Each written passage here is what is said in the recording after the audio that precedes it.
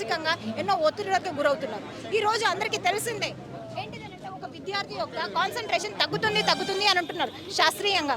మరి ఒక విద్యార్థి 8 గంటలకు మొదలు చేసిన పాఠశాల వేళలు 1 వరకు పూర్తిగా కంప్లీట్గా అలాగే కంటిన్యూస్గా వితౌట్ బ్రేక్గా ఉంటే వాళ్ళు ఏమైనా నిజంగానే చదువు వాళ్ళ మెదడుకి ఎక్కుతుందా? వాళ్ళు ఏమైనా రోబోలా? ఈ టైం టేబుల్ని మార్చింది ఎవరు? ఒక ఐఏఎస్ ఆఫీసర్లు. సార్, మీ ఐఏఎస్ ఆఫీసర్లకి ఒక క్వశ్చన్ అడుగుతున్నాను. మీరు చదువుకున్న రోజుల్లో ఈ విధంగానే మీ పాఠశాలలు పనిచేశాయా? ఈ విధంగా పనిచేసిన ఈ ఒత్తిడిలోనే మీరు నేర్చుకుని వచ్చారా? ఇటువంటి వసతులతోనే వచ్చారా? మీరు తీసుకున్న వసతులు వేరు, ఇప్పుడు విద్యార్థులు తీసుకుంటున్న వసతులు వేరు. సో కాబట్టి అయ్యా, మీ అందరికీ ఈ సభాముఖంగా మీకు వినప్తి ఏం చేసుకుంటున్నామంటే, మా విద్యార్థులందరికీ మంచి శాస్త్రీయ టైం టేబుల్ని అందించండి. ఏ విధంగా అయితే ఇంటర్నేషనల్ నేషనల్ లెవెల్లో అందరూ ముందుకు వెళ్ళాలి అంటున్నారు, మా గురుకుల విద్యార్థులు వెళ్ళకూడదా? ఏంటి ఓన్లీ వాళ్ళు 10వ తరగతి చదివి ఏదో చిన్న ఉద్యోగాలు చేసుకోమంటున్నారా? మీలాగా వాళ్ళు ఐఏఎస్ ఆఫీసర్లు అవ్వద్దా? ఏ రోజైతే మానసిక ఒత్తిడి ఉండదో, మరి ఏ రోజైతే ప్రశాంతంగా ఉంటారో, వాళ్ళ సొంతంగా చదువుకోవడానికి వాళ్ళకు టైం ఉండట్లేదు. 1ంటికి భోజనం పెడతారు, మళ్ళీ 2 గంటల నుంచి 4:30 వరకు మళ్ళీ స్టడీ అవర్స్, మళ్ళీ ఆడుకోవడానికి టైం ఎక్కడ? మళ్ళీ 7 గంటలకి 6 గంటలకి భోజనం పెట్టి 7 గంటలకు మళ్ళీ కూర్చోబెడతారు. 9 గంటల వరకు వాళ్ళని మళ్ళీ చదువు. 9 గంటల తర్వాత మళ్ళీ భోజనంకి ఆకలి అవుతుంది. ఎక్కడికి వెళ్ళి తినమంటారు? మీరంటే ఇళ్లలో మంచిగా భోజనం చేస్తున్నారు, మరి ఈ మెస్ ఛార్జీలను ఇంతవరకు పెంచలేదు. ఎందుకు పెంచలేదు? అన్ని వసతుల్ని ఫస్ట్ కల్పించండి. దాని తర్వాత మీరు ఏ టైం టేబుల్ ఇచ్చినా మా ఉద్యోగులకి ఎటువంటి ఇబ్బంది లేదు. బట్ మా అందరికీ ఏంటంటే ఫస్ట్ భవనాలు నిర్మించండి. మేమందరం ఆ భవనాల్లో ఉంటాము. 9 గంటలకు విధులు నిర్వర్తించుకొని అదే భవనాల్లోకి వెళ్ళిపోతాం. కానీ భవనాలు నిర్మించలేదు, అద్దె భవనాలు ఉన్నాయి. ఈ భవనాల్లో మేము మా విధుల్ని ఏ విధంగా నిర్వర్తించాలి? ఎటువంటి వసతులు లేవు, బాత్రూమ్లు లేవు, ఏమీ లేవు. ఇవన్నీ లేకుండా ఓన్లీ టైం టేబుల్ ఒకటేనా మీరు మార్చాల్సింది? మెస్ ఛార్జీలు మార్చకూడదా? ఇంకా ఏమంటారు, ఈ గురుకుల ఉపాధ్యాయులు కూడా జనరల్ జడ్పీ స్కూళ్ళ లాగా ఉండకూడదా? పని చేయకూడదా? వాళ్ళు 010 పద్దుల్లో జీతాలు తీసుకోకూడదా? హెల్త్ కార్డులు వాళ్ళకి అవసరం లేవా? ఎందుకు ఇంత ఏమంటారు ఒక వేరియేషన్? ఒక జడ్పీ ఉపాధ్యాయుడు అంటే ఉపాధ్యాయుడే, గురుకుల ఉపాధ్యాయుడు వేరే, ఏమంటారు జడ్పీ ఉపాధ్యాయుడు వేరే. ఎందుకు ఈ variation?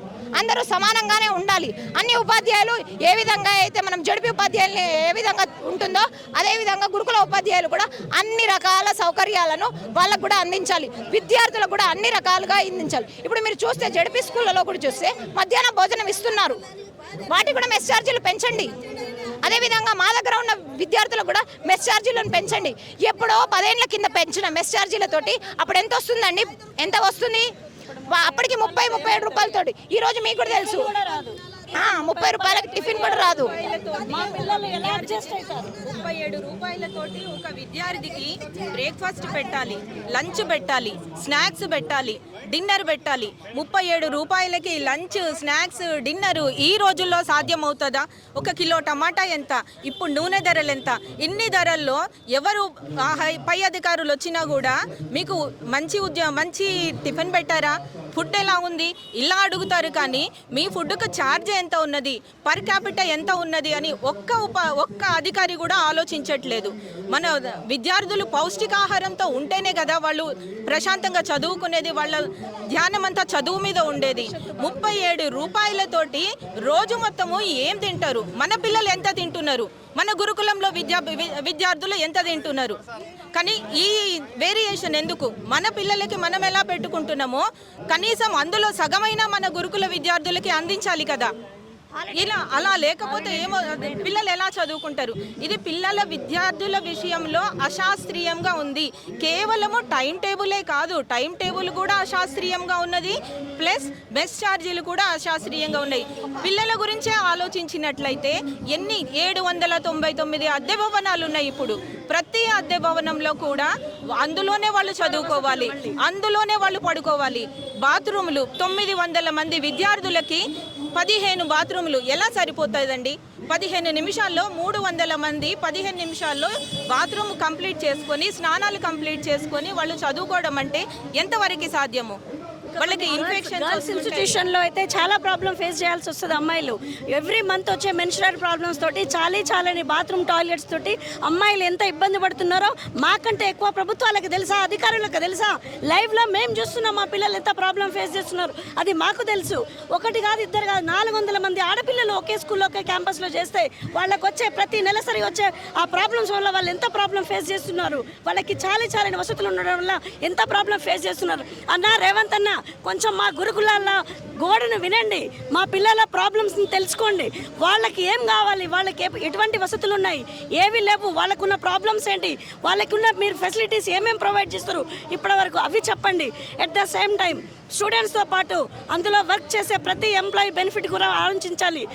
Every morning sir ladies staff early morning మేము 8 o'clockకి స్కూల్లో రిపోర్ట్ చేయాలంటే మేము ఎప్పుడు లేవాలి? 4 గంటలకు లేవాలి. 4 గంటలకు మేము ఒక్కటే కాదు, మాతో పాటు మా ఫ్యామిలీస్ని అందరినీ లేపాలి. ఆ ప్రతి ఒక్క మెంబర్ని లేపి వాళ్ళని స్కూల్కి వెళ్ళే పిల్లల దగ్గర నుంచి వాళ్ళని లేపి వాళ్ళని రెడీ చేసి వాళ్ళకి కావాల్సిన వంటలన్నీ చేసి అట్ ద సేమ్ టైం మా పిల్లల్ని స్కూల్కి పంపించి మళ్ళీ మా పిల్లలైనా మా గురుకుల పిల్లల దగ్గరికి మేము వచ్చేసరికి మా పరిస్థితులు ఏంటి? తిరిగి నైట్ 9 గంటల వరకు స్టడీ అవర్లు చేసి 9 గంటల నుంచి ఇంటికి వెళ్ళేసరికి 10-10:30 అవుతుంది. మళ్ళీ 10-10:30కి వెళ్ళిన ఒక మహిళా ఉపాధ్యాయురాలు మళ్ళీ పొద్దున అదే టైంకి 8 గంటలకు రిపోర్ట్ చేయాలంటే ఎట్లయితుంది? ఎటువంటి ప్రాబ్లం ఫేస్ చేయాల్సి వస్తుంది మేము?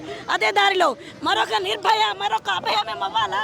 ఆ టైంలో మేము డ్యూటీలు చేసుకుంటూ ఇంటికి వెళ్ళాలంటే మా పరిస్థితులు ఏంటి? మా బాధలు ఎవరు పట్టించుకోవాలి? అన్న రేవంత్ అన్న జర వినండి, మా గోడుని కూడా మీరు పట్టించుకోండి. మా లేడీ ఉపాధ్యాయులు పనిచేసే మా స్కూల్స్లో మా ప్రాబ్లమ్స్ని మీరు తీర్చండి. ఒక టైం